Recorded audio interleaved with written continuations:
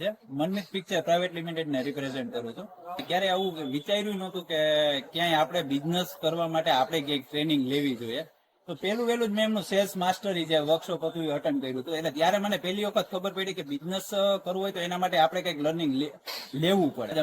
પ્રતિસ્તરથી best option અમારી પાસે કે અમને ત્યારે દેખાણો નહીં અને પ્યોરલી ટ્રસ્ટેડ એમને તો અમને લાઇટલી લીધા હતા. હવે આ લોકો કરશે નહીં કરે એમનું કદાચ હતું કે ભાઈ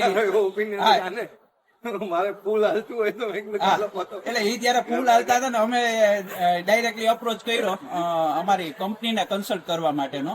બરોબર છે. તો ત્યારથી એમને સ્ટાર્ટ કર્યું લગભગ 1.5 વર્ષ આસપાસ. બરોબર છે.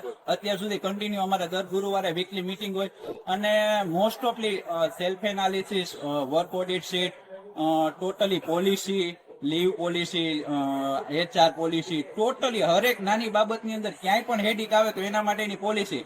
અને સૌથી મેઇન પોઈન્ટ કે અત્યારે ત્યારે કાંઈ પણ પ્રશ્ન હોય તો એ એની ટાઈમ એવું નહીં કે રાત છે દિવસે ગમે ત્યારે તમે ફોન કરો કાંઈ પણ પ્રોબ્લેમ હોય ને તો એનું સીધે સીધું સોલ્યુશન સતીશ સર ડાયરેક્ટ અમને કરે છે.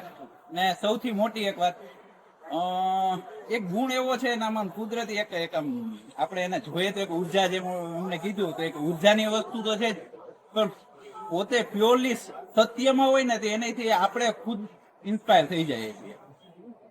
બરોબર છે ને. બિઝનેસ ની અંદર તો હા રોડ ફોર સક્સેસ એ અમારા માટે પેલો વેલો એ અમે કર્યો હતો.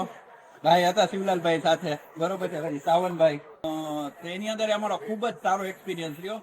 બિઝનેસ તો છે એ કઈ રીતના થશે એ એક આખી એક અલગ વસ્તુ થઈ ગઈ. જયારે ઇન્ટરનલી આપણે કઈ ખાશે પણ જયારે આપણી ઉપર સેલ્ફ ઉપર કંટ્રોલ કરવાની જયારે વાત આવે ને તો ત્યારે હકીકતે લોઢાના ચણા છે એ કરવા બહુ ક્રિટિકલ છે. પણ જયારે જો એની ઉપર ઇમ્પ્લિમેન્ટ કરીએ તો આપણને એક્ઝેક્ટલી ખ્યાલ આવે કે આપણે ક્યાં સુધી આપણી ક્ષમતા શું છે.